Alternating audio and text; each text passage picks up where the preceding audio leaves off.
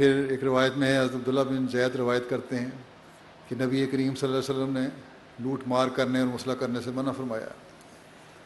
حضرت عبد الرحمن بن عائض سے مروی ہے کہ رسول اللہ صلی اللہ علیہ وسلم جب کوئی دستہ روانہ فرماتے تو یہ فرمایا کرتے تھے کہ لوگوں کے ساتھ الفت پیدا کرو، ان پر اس وقت تک حملہ نہ کرو جب تک ان کو دعوت نہ دے دو، اس لیے کہ مجھے تمام اہل زمین کا، خواہ وہ گھر میں رہنے والا ہو یا خیمے میں، ان کا مسلمان ہو کر آنا اس بات کی نسبت زیادہ پسندیدہ ہے کہ تم ان کی عورتوں اور بچوں کو قیدی بنا لاؤ اور مردوں کو قتل کرو۔ حضرت انس بن مالک روایت کرتے ہیں کہ رسول اللہ صلی اللہ علیہ وسلم نے فرمایا، تم اللہ کے نام کے ساتھ نکلو اور اللہ تعالیٰ اور اس رسول اللہ کے دین پر نکلو، اور کسی ضعیف العمر کو قتل نہ کرو، اور نہ کسی بچے کو، اور نہ کسی چھوٹے کو، اور نہ کسی عورت کو، اور تم نہ خیانت کرنا، اور اپنے مال غنیمت اکٹھے رکھنا، اور اپنے احوال کی اصلاح کرنا، اور حسن معاملگی سے پیش آنا، کیونکہ اللہ تعالیٰ احسان کرنے والوں کو پسند کرتا ہے۔ پھر ایک روایت ہے، حضرت اسود بن سری کہتے ہیں کہ نبی کریم صلی اللہ علیہ وسلم نے غزوہ حنین کے موقع پر ایک دستہ روانہ فرمایا۔ انہوں نے مشرکین سے قتال کیا جن کا دائرہ وسیع ہوتے ہوئے ان کی اولاد کے قتل تک جا پہنچا۔ جب وہ لوگ واپس آئے تو رسول اللہ صلی اللہ علیہ وسلم نے فرمایا، تمہیں کس چیز نے بچوں کے قتل پر مجبور کیا تھا؟ تمہارا تو یہ حق نہیں تھا، بلکہ ان بچوں کو حق مارا ہے تم نے۔ انہوں نے عرض کیا، یا رسول اللہ، وہ تو محض مشرکین کے بچے تھے۔ آپ نے فرمایا کہ تم میں سے جو بہترین لوگ ہیں وہ مشرکین کی اولاد نہیں ہیں۔ اس ذات کی قسم جس کے ہاتھ میں محمد صلی اللہ علیہ وسلم کی جان ہے، جو جان بھی دنیا میں جنم لیتی ہے وہ فطرت پر پیدا ہوتی ہے، یہاں تک کہ اس کی زبان اپنا معافی ضمیر ادا کرنا شروع کر دے۔ حضرت رباح بن ربیع روایت کرتے ہیں کہ رسول اللہ صلی اللہ علیہ وسلم ساتھ ایک جنگ میں شریک تھے۔ آپ نے لوگوں کو دیکھا کہ کس چیز کے ارد گرد جمع ہیں۔ آپ نے ایک شخص کو بھیجا کہ جا کر دیکھے کہ یہ مجمع کیسا ہے۔ اس نے جا کر دیکھا اور آ کر بتایا کہ ایک عورت قتل ہوئی ہے، اس کے گرد یہ جمع ہیں۔ آپ نے فرمایا، اس کو کیوں مارا ہے؟ یہ تو لڑتی نہیں تھی۔ لڑتی نہ تھی، کہا اگلے مورچوں پر خالد بن ولید ہیں۔ اس کو جواب لوگوں نے دیا، آپ نے خود عرض کیا کہ اگلے مورچے پر خالد بن ولید ہیں۔ آپ نے فرمایا کہ خالد بن ولید سے کہہ دو کہ نہ کسی عورت کو قتل کیا جائے اور نہ کسی خادم کو۔ فتح مکہ کے موقع پر حضرت صلی اللہ علیہ وسلم نے حضرت خالد بن ولید سے فرمایا کہ وہ مکہ کو زیرین جانب سے داخل ہوں، مکہ کی زیرین جانب سے داخل ہوں اور بالآخر صفا پر آپ سے ملیں۔ اور حضرت ابو عبیدہ بن جراح کو ہدایت فرمائی کہ وہ بطن وادی کے راستے مکے میں داخل ہوں اور آگے جا کر آپ کو انتظار کریں۔ آپ صلی اللہ علیہ وسلم نے سب کو تاکیدی ہدایت فرمائی کہ جب تک کوئی مزاحمت نہ کرے کسی پر ہتھیار نہ اٹھایا جائے۔ آپ نے یہ تاکیدی ہدایت سب کو عموماً اور حضرت خالد کو خصوصاً ارشاد فرمائی تھی۔ چنانچہ ان ہدایات کے مطابق ہر جانب سے اسلامی فوج مکے میں داخل ہونے لگی۔ جس سمت سے حضرت خالد بن ولید مکے میں داخل ہوئے وہاں ابھی امن اور امان کا اعلان نہیں پہنچا تھا، اس لیے وہاں قریش میں سے بعض نے ان کا مقابلہ شروع کر دیا۔ یہاں چونکہ آپ کے مقابلے پر آ کر اکرمہ بن ابی جہل، صفوان بن امیہ اور سہل بن عمر اپنے ساتھیوں کے ساتھ آپ پر حملہ آور ہوئے تھے، اس لیے مجبوراً آپ کو بھی دفاع میں ہتھیار اٹھانے پڑے۔ خندمہ کے مقام پر گویا جھڑپ تھی تو مختصر، مگر اس میں ان کے 12 آدمی مارے گئے دشمنوں کے۔ ان کا انجام دیکھ کر باقی سب بھاگ گئے اور پھر کسی کو مزاحمت یا مقابلے کی ہمت نہ ہوئی۔ اس وقوع کی اطلاع حضرت خالد بن ولید کے پہنچنے سے پہلے حضرت صلی اللہ علیہ وسلم کی خدمت میں پہنچی اور اس درخواست کے ساتھ پہنچی کہ ان کو روکا جائے ورنہ وہ سارے مکے والوں کو قتل کر دے گا۔ حضرت صلی اللہ علیہ وسلم نے فوراً حضرت خالد کو بلوایا اور فرمایا، کیا میں نے تمہیں لڑائی سے منع نہیں کیا تھا؟ حضرت خالد نے عرض کی، یا رسول اللہ، آپ نے یقیناً منع فرمایا تھا، لیکن ان لوگوں نے ہم پر پہلے حملہ کیا اور تیر برسانے شروع کر دیے۔ ہم نے اس پر بھی صبر کیا اور انہوں نے بتایا کہ ہم تم سے لڑنا نہیں چاہتے، اس لیے تم یہ مزاحمت بند کرو۔ انہوں نے ہماری بات انسنی کر کے ہم پر مسلسل تیر اندازی جاری رکھی، پھر ہمیں مجبوراً لڑائی کرنی پڑی اور پھر خدا تعالیٰ نے ان کو مکمل طور پر رسوا کر دیا۔ حضرت صلی اللہ علیہ وسلم نے آپ کی وضاحت کو قبول فرمایا۔ اس ایک واقعے کے علاوہ وہاں کوئی قابل ذکر واقعہ رونما نہیں ہوا. سب کمانڈر اپنی اپنی سمت سے آ کر حضرت صلی اللہ علیہ وسلم کی مقرر فرمودہ جگہ پر آپ سے مل گئے اور طلوع آفتاب سے کچھ دیر بعد ہی مکہ مکرمہ مکمل طور پر عطا ہو گیا آپ کو. آج تو جو اعتراض کرنے والے ہیں وہ اعتراض تو کرتے ہیں اسلام پہ، لیکن بغیر کسی امتیاز کے ہسپتالوں اور اسکولوں پر حملہ کر دیتے ہیں، ایئر ریڈز کر دیتے ہیں، عمارتوں کو ملے میٹ کر دیتے ہیں، گھروں میں بچوں اور عورتوں کو بیماروں کو مار دیتے ہیں. کسی کا حق تسلیم کرنے کو تیار ہی نہیں ہیں لوگ. پھر اسلام پر الزام کے حق مارتا ہے. کون ہے حضرت صلی اللہ علیہ وسلم اور آپ کے خلفائے راشدین کے علاوہ جنہوں نے اس حد تک حقوق کا خیال رکھا ہو؟ اسلام نے جنگ کی صورت میں بھی دشمنوں کے بعض حملوں کا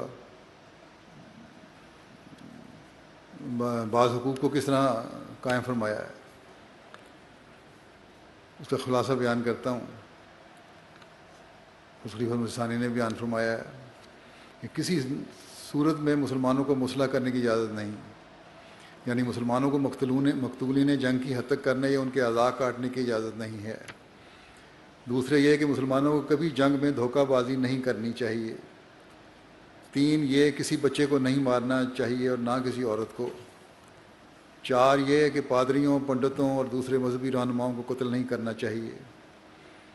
5 یہ بوڑھے کو نہیں مارنا چاہیے، بچے کو نہیں مارنا، عورت کو نہیں مارنا، اور ہمیشہ صلح اور احسان کو مد نظر رکھنا ہے. 6 جب لڑائی کے لیے مسلمان جائیں تو اپنے دشمنوں کے ملک میں ڈر اور خوف پیدا نہ کریں اور عوام الناس پر سختی نہ کریں. بلا وجہ نہ ڈرائیں عوام کو، جس طرح ایئر ریڈ کر کے ڈرا دیتے ہیں. نمبر 7 جب لڑائی کے لیے نکلیں تو ایسی جگہ پر پڑاؤ نہ ڈالیں کہ لوگوں کے لیے تکلیف کا موجب ہو، اور کوچ کے وقت ایسی طرز پر نہ چلیں کہ لوگوں کے لیے راستہ چلنا مشکل ہو جائے. راستوں میں پڑاؤ نہ ڈالیں، خوف زدہ کرنے کے لیے پڑاؤ نہ ڈالیں. رسول اللہ صلی اللہ علیہ وسلم نے اس بات کا سختی سے حکم دیا تھا کہ فرمایا جو شخص ان احکام کے خلاف کرے گا اس کی لڑائی اس کے نفس کے لیے ہوگی، خدا کے لیے نہیں ہوگی. پھر 8 یہ کہ لڑائی میں دشمن کے منہ پر زخم نہ لگائیں. 9 یہ کہ لڑائی کے وقت کوشش کرنی چاہیے کہ دشمن کو کم سے کم نقصان ہو. 10 جو قیدی پکڑے جائیں ان میں سے جو قریبی رشتہ دار ہوں ان کو ایک دوسرے سے جدا نہ کیا جائے. 11 قیدیوں کے آرام کا اپنے آرام سے زیادہ خیال رکھا جائے. 12 غیر ملکی سفیروں کا ادب اور احترام کیا جائے، وہ غلطی بھی کریں تو ان سے چشم پوشی کی جائے. 13 اگر کوئی شخص جنگی قیدی کے ساتھ سختی کر بیٹھے تو اس قیدی کو بلا معاوضہ آزاد کر دیا جائے. اگر سختی ہوگی غلط طریقے سے تو پھر اس قیدی کو آزاد کر دے. 14 جس شخص کے پاس کوئی جنگی قیدی رکھا جائے وہ اسے وہی کھلائے جو خود کھائے اور اسے وہی پہنائے جو خود پہنے، اور اسی پر صحابہ نے عمل کیا. حضرت ابوبکر رضی اللہ عنہ نے انہی احکام کی روشنی میں مزید یہ حکم بھی جاری فرمایا کہ عمارتوں کو مت گراؤ اور پھلدار درختوں کو مت کاٹو. عباد الرحمن کی تفسیر کرتے ہوئے ایک جگہ مسلم لکھتے ہیں کہ عباد الرحمن کی ایک علامت یہ بتائی ہے وہ کسی کو ناجائز طور پر قتل نہیں کرتے. یہ علامت بھی اپنی پوری شان کے ساتھ ہمیں صحابہ کے مقدس وجود میں جلوہ گر دکھائی دیتی ہے. وہ اس حکم پر اتنی سختی سے کرتے تھے کہ باوجود اس کے کہ وہ ایسی قوم سے برسر پیکار تھے جو بزور شمشیر ان سے اپنا مذہب بدلوانا چاہتی تھی، پھر بھی ان کی تلوار صرف ان افراد پر اٹھتی تھی جو عملاً جنگ میں شامل ہوں. کسی عورت، کسی بچے، کسی بوڑھے، کسی راہب اور کسی پنڈت یا پادری پر نہیں اٹھتی تھی، کیونکہ وہ جانتے تھے کہ اسلام صرف لڑنے والے افراد سے جنگ کرنا جائز قرار دیتا ہے. دوسرے افراد کو قتل کرنا خود خواہ وہ دشمن قوم سے ہی کیوں نہ تعلق رکھتے ہوں جائز قرار نہیں دیتا. آج دنیا کی بڑی بڑی حکومتیں جو اپنے آپ کو عدل و انصاف کا علمبردار قرار دیتی ہیں اور جن کا وجود امن عالم کے قیام کی ضمانت سمجھا جاتا ہے، ان کی یہ کیفیت ہے کہ وہ دشمن اقوام کو ہمیشہ ایٹمی ہتھیاروں سے ہلاک کرنے کی دھمکی دیتی رہتی ہیں.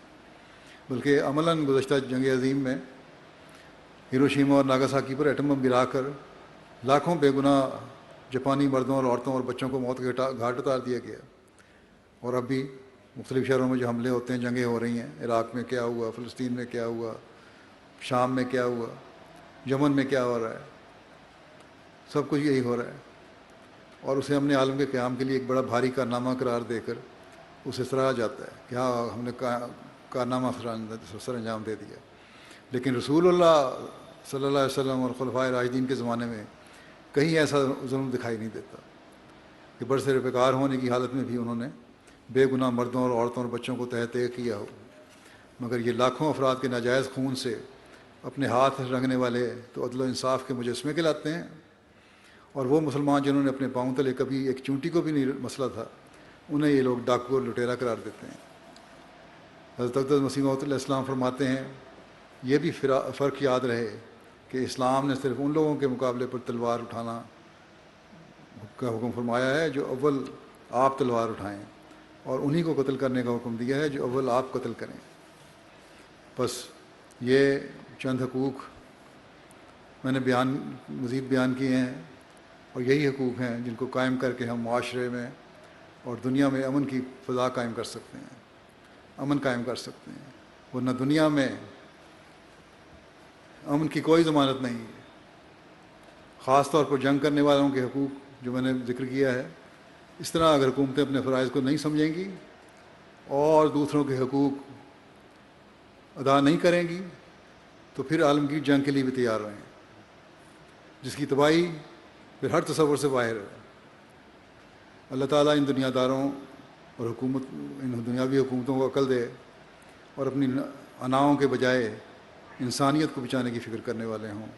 بس اس لحاظ سے آج ہر احمدی کا کام ہے کہ دعا کرے کہ دنیا تباہی اور بربادی سے بچ جائے اور واحد اور لا شریک خدا کو مان لے اور حضرت صلی اللہ علیہ وسلم کی تعلیم کو سمجھنے والی اور عمل کرنے والی بن جائے. اور یہی ان کی بقا ہے، اور یہی ان کی بقا کی ضمانت ہے، یہی ان کی نسلوں کی بقا کی ضمانت ہے. اللہ تعالیٰ ان کو عقل دے. سب دنیا کے احمدیوں کو اللہ تعالیٰ ہر لحاظ سے حفاظت میں رکھے. ان کے لیے بھی دعا کریں. اللہ تعالیٰ ہر قسم کی شر سے ہر احمدی کو، ہر مظلوم کو بچا کے رکھے. اب دعا کر لیں.